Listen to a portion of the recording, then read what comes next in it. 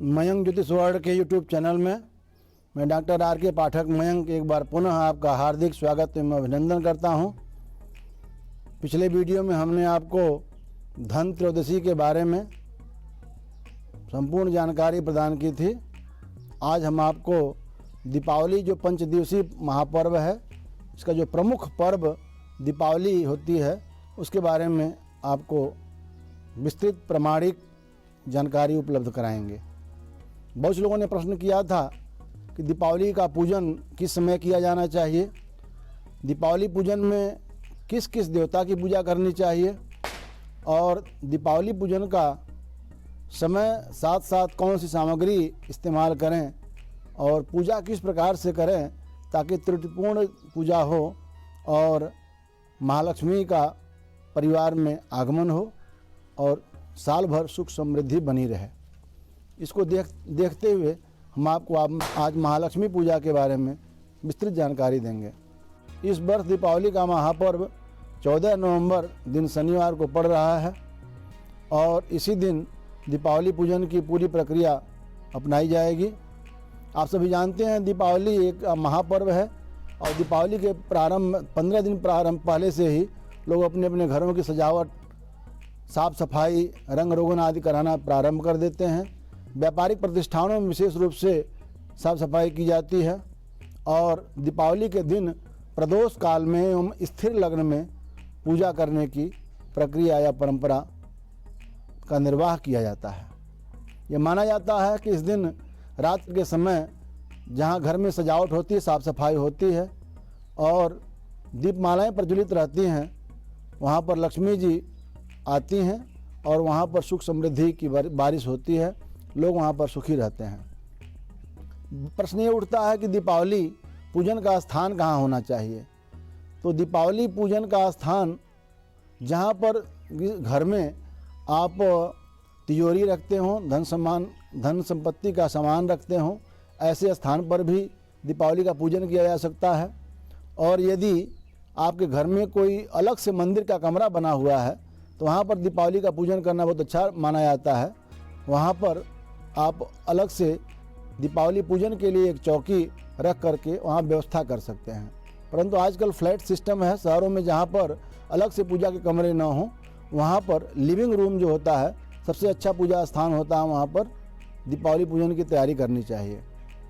इसके लिए क्या करें, एक पृथक चौकी, एक लकड़ी की चौकी, उसके ऊपर लाल रस्मी कपड़ा बिछा करके पश्चिम दक्षिण की दीवार से सटा करके रख सकते हैं और रखने के बाद वहाँ पर अष्टदल कमल बनाना चाहिए।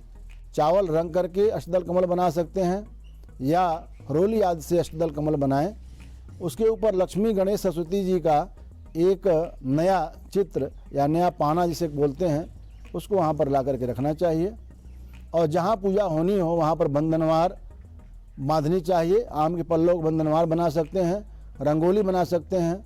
और यदि व्यापारिक प्रतिष्ठान है तो वहाँ पर दीवारों पर शुभ लाभ, स्वास्तिक जैसे शुभ चिन्ह बनाने चाहिए, प्रतीक चिन्ह बनाने चाहिए। और घर में भी ये चीज़ें बना सकते हैं और घर के सभी लोग सामूहिक रूप से एकत्रित होकर के स्नान ध्यान के बाद माँ लक्ष्मी की पूजा करनी चाहिए। जो लक्ष्मी पूजा में जो आवश्यक सामग्री है उसको इसी वीडियो में आप सामग्री का एक लिस्ट देखेंगे, उससे आप लिस्ट नोट कर सकते हैं। और सामग्री का स्थापन कैसे करेंगे इसके बारे में जानकारी देते हैं। जहाँ लक्ष्मी जी का पूजन करना है वहाँ पर पूर्व मुँह या उत्तर मुँह, चूँकि रात में पूजा हो रही है तो पश्चिम मुँह बैठ करके भी पूजा कर सकते हैं। और अष्टदल कमल निर्माण करने के बाद चौकी पर महालक्ष्मी जी के, गणेश जी के, सरस्वती जी के चित्र को स्थापित करें और अपने दाहिने तरफ जल से भरा हुआ लोटा रखना चाहिए, घंटी रखनी चाहिए, धूप बत्ती रखनी चाहिए और तेल का दीपक भी दाहिने तरफ ही होना चाहिए। और अपने बाएं तरफ घी का दीपक जला कर रखें। और यदि आपके घर में दक्षिणावर्ती शंख है तो उसे भी जल से भर करके बाएं तरफ रखें। और अपने सामने थाली में घिसा हुआ चंदन, रोली, मौली, कलावा, फूल, अक्षत, साबुत चावल, ये सब चीज़ें पूजा की सामग्री रखनी चाहिए। और अपने सामने चौकी पर भगवान के लिए नैवेद्य या भोग या प्रसाद जो है वह रखना चाहिए। अब प्रश्न ये उठता है कि पूजा कब करना चाहिए। पूजा करने के लिए 3 प्रकार की लग्न निर्धारित की जाती है। दिन में यदि व्यापारिक प्रतिष्ठान में दुकानों आदि में पूजा करनी हो तो उस समय दिन में जो कुंभ लग्न होती है, जो स्थिर लग्न होती है, उसमें पूजा की जाती है। स्थिर लग्न में पूजा करने का आप सभी जानते हैं, चर लग्न, स्थिर लग्न, द्विस्वभाव लग्न, 3 प्रकार की लग्न होती है। तो स्थिर लग्न जो होती है 2, 5, 8, 11 माने वृष लग्न, सिंह लग्न, वृश्चिक लग्न और कुंभ लग्न जो होती हैं वह स्थिर लग्न मानी जाती है। तो दिन में कुंभ लग्न मिलेगी 12:37 से लेकर के 2:09 तक। कल 12:37 से लेकर के 2:09 तक कुंभ स्थिर लग्न रहेगी। उसमें व्यापारिक प्रतिष्ठानों में पूजा करने के लिए बहुत शुभ मुहूर्त रहेगा। इसके अतिरिक्त जब घर में पूजा करनी हो तो सायंकाल स्थिर लग्न मिलेगी, वृष स्थिर लग्न मिलेगी शाम को 5:16 से 7:13 तक। ये मैं वाराणसी पंचांग से बता रहा हूँ। बाकी अलग अलग शहरों में पूजन का मुहूर्त अलग अलग होगा। उसकी संपूर्ण जानकारी इसी वीडियो के में आपको मिलेगी। वीडियो को पूरा देखना है। यदि आप पूरा वीडियो देखेंगे तो आपके शहर का या आपके निकटतम शहर का पूजा का समय स्थान के आधार पर बता दिया जाएगा। और स्थिर लग्न जो वाराणसी के पंचांग के अनुसार है वो 5:16 से 7:13 तक है। और एक पूजा जो होती है तांत्रिक पूजा के लिए या महानिशा जो पूजा की जाती है वो रात में स्थिर लग्न मिलती है, वो जो सिंह लग्न होती है और रात्र में 11:44 से लेकर के देर रात 1:58 तक रहेगा। यह समय है जिसमें आप पूजा कर सकते हैं। अब पूजा करने का क्रम क्या होगा, क्योंकि पूजा का पूरा विस्तार आपको इसी चैनल के एक वीडियो में मिलेगा जहां देवी देवताओं की स्थापना का पूरा पूजा विधि बताई गई है। वहां से आप देख सकते हैं।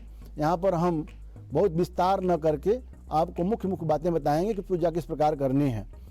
पूजा का क्रम आपको बतलाते हैं। सबसे पहले आचमन करें 3 बार। ओम केशवाय नमः, ओम नारायणाय नमः, ओम माधवाय नमः करके जल पीना चाहिए। उसके बाद हस्तु प्रक्षाल ऋषि के साय गोविंदाय नमः करके हाथ धो लेना चाहिए। उसके बाद दाहिने हाथ के नाम का उंगली पवित्री धारण करें और बाएं हाथ सरसों लेकर के 10 दिशाओं में फेंकना चाहिए और शिव जी से प्रार्थना करनी चाहिए कि हमारे इस पूजा की रक्षा करें। उसके बाद जो अखंड दीप होता है सरसों के तेल का या तिल के तेल का, उस दीपक को जला करके रखना चाहिए। और तेल का दीपक जो है देवताओं के दाहिनी तरफ और अपने बाएं तरफ होना चाहिए, जला के रख लें। और इसके बाद मंगल पाठ यानी स्वस्ति वाचन करना चाहिए। स्वस्ति वाचन के उपरांत गणपति आदि देवताओं का स्मरण करना चाहिए। इसके बाद आपको संकल्प लेना चाहिए। संकल्प यदि संस्कृत में ले सके तो ठीक है, नहीं तो हाथ में जल लें, फूल लें और अक्षत लेकर के साथ में थोड़ी सुपारी ले लें और माँ लक्ष्मी से प्रार्थना करें, हे माता मैं अपना नाम ले लें, गोत्र ले लें, मैं अपने परिवार के जनों के साथ आज आपकी यथोचित सामग्री से जो सामग्री मेरे पास उपलब्ध है उससे मैं आपकी स्थापना, ध्यान और पूजा करूंगा। आप हमारे घर में स्थायी रूप से विराजें और हमारे परिवार जनों में आपस में तालमेल अच्छा रहे, साथ साथ हमारे परिवार के सभी लोग सुखी और समृद्ध रहें, इसकी आप कृपा करें, इसकी आप दया करें। इसके लिए मैं आपका पूजन कर रहा हूँ। उसके बाद आप पूजन को प्रारंभ करें। पूजन करने के बाद माता जी के संकल्प करने के बाद सबसे पहले आपको गणेश और गौरी का आवाहन करना, उनका पूजन करना है।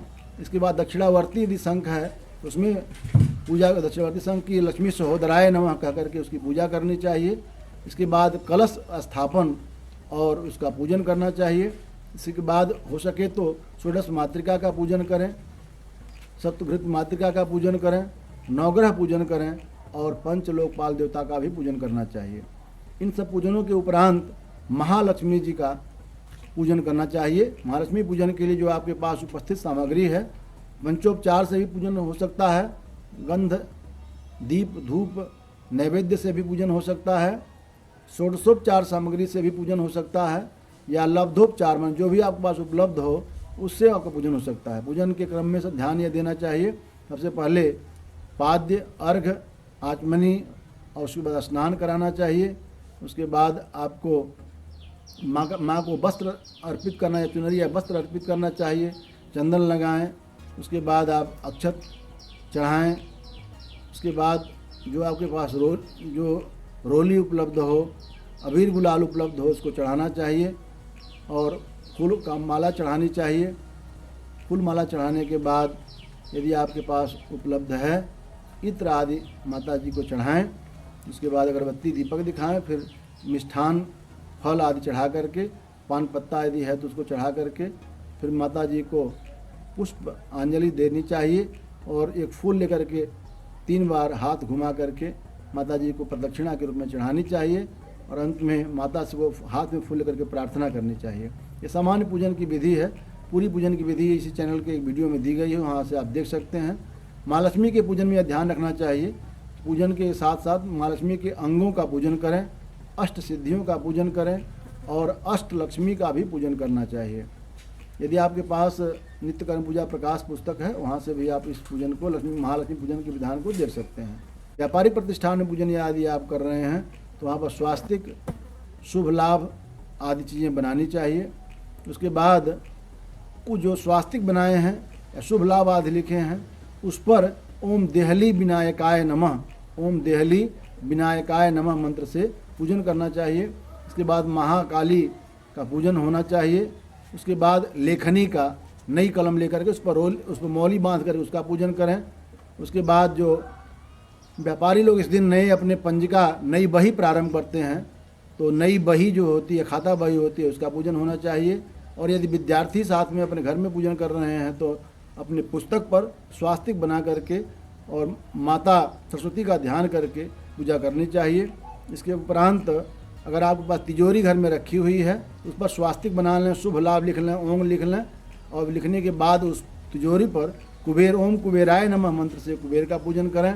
उसके बाद यदि व्यापारी हैं तो तुला और मान यानी जो है वह तराजू डंडी तराजू आदि है उसका पूजन करना चाहिए। और अंत में 21 दीप, 108 दीप या 11 दीप जो भी संभव हो दीप जला के दीप मालिका का पूजन करना चाहिए।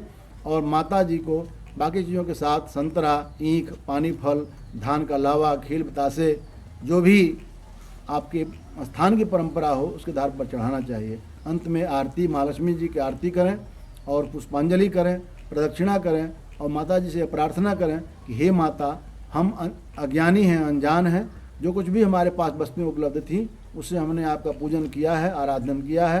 आप हमारे ऊपर प्रसन्न हों और हमारे घर में स्थायी रूप से आप विराजमान हों।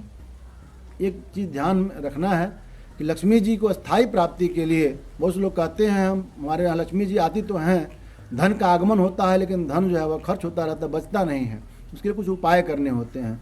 लक्ष्मी जी विशेष रूप से आपके घर आएँ, इसके लिए दीपावली के रात में जागरण का महत्व है। रात जागरण करना चाहिए और रात में घी का दीपक जो आप जलाते हैं उसको रात भर जलाए रहें और अखंड दीप भी रात भर जलते रहना चाहिए। इसके अतिरिक्त श्री सूक्त महालक्ष्मी को प्रसन्न करेंगे सबसे अच्छा विधान है। तो श्री सूक्त के 16 मंत्रों का या साथ में लक्ष्मी सूक्त के मंत्रों का भी 108 पाठ यदि हो सके तो 108 पाठ पूरे परिवार को लेकर मिलकर 108 पाठ करें। और 108 पाठ यदि संभव न हो तो कम से कम 11 पाठ या 21 पाठ करने चाहिए। विष्णु सहस्त्र नाम का या गोपाल सहस्त्र नाम का पाठ करना विशेष शुभ होता है। यदि आप लक्ष्मी जी की पूजा कर रहे हैं और लक्ष्मीपति विष्णु की पूजा न करें तो भी वह पूजा अधूरी मानी जाती है। इसलिए ओम नमो भगवते वासुदेवाय मंत्र का 108 बार जप करें और गोपाल सहस्त्र नाम या विष्णु सहस्त्र नाम का पाठ करना चाहिए। और यदि हो सके तो श्री सूक्त का 108 बार पाठ करना चाहिए। और इसके अतिरिक्त महालक्ष्मी का जो मंत्र है ओम ह्रीं श्रीं क्लीं महालक्ष्मी नमः, इसका जो है आप पाठ कर सकते हैं। या ओम श्रीं ह्रीं श्रीं कमले कमलाले प्रसीद प्रसीद श्रीं ह्रीं श्रीं ओम लक्ष्मी नमः, इस मंत्र का भी आप जप कर सकते हैं। यदि आप कुबेर देवता की पूजा करते हैं ओम यक्षाय कुबेराय वैष्णवाय धन धानाधिपतये धन धान समृद्धिम दे दापय स्वाहा, इस मंत्र का भी 108 बार आपको जप कर लेना चाहिए। और इस प्रकार से यदि आप चाहते हैं कि आपके पास अस्थाई लक्ष्मी रहें और लक्ष्मी जी आपके घर में विराजमान रहें तो पूजा के समय पर 11 कौड़ी, 11 गोमती चक्र और एक एकाक्षी नारियल की पूजा करें और नेक्स्ट डे उसको किसी लाल चुनरी में बांध करके तिजोरी स्थान में रख दें। इसके अतिरिक्त एक दक्षिणावर्ती शंख, लक्ष्मी जी के साथ समुद्र से उत्पत्ति शंख की भी हुई थी, एक दक्षिणावर्ती शंख की पूजा करें। दक्षिणावर्ती शंख वह होती है जो दाहिनी तरफ खुली रहती है, बाएं तरफ जो खुली शंख होती है वो बजती है, पीछे उसमें होल होता है। दाहिनी तरफ जो खुलती है उसको दक्षिणावर्ती शंख कहते हैं। वो पीछे उसमें होल नहीं होता है, वो पीछे बंद रहती है, वो केवल पूजा के काम में आती है। तो उसकी स्थापना घर में करनी चाहिए। एक स्फटिक का स्त्री यंत्र अगर स्थापित कर सकें बहुत अच्छा है। और साथ साथ एक सर्व बाधा मुक्ति यंत्र, जो बहुत सारे यंत्रों का संग्रह है, इसको अनेकाक्षी नारियल और गोमती चक्र और 11 कौड़ी ये आप बांध करके तिजोरी में रख दें। और दक्षिणावर्ती शंख, स्फटिक स्त्री यंत्र और सर्व बाधा मुक्ति यंत्र इसको अपने पूजा स्थान में रखें और नित्य उसका अगरबत्ती धूप दीप दिखा करके पूजन करें। इससे आपके घर में लक्ष्मी जी का विशेष आगमन होगा और लक्ष्मी जी अस्थायी रूप से आपके घर में विराजमान रहेंगे। यदि दिए गए पूजा की विधि के अनुसार, दिए गए समय के अनुसार आप महालक्ष्मी का पूजन करते हैं, आराधन करते हैं, तो निश्चित रूप से आपको स्थायी लक्ष्मी की प्राप्ति होगी। और इस प्रकार से पूजा करके वर्ष भर आप शुभ फलों की प्राप्ति कर सकते हैं।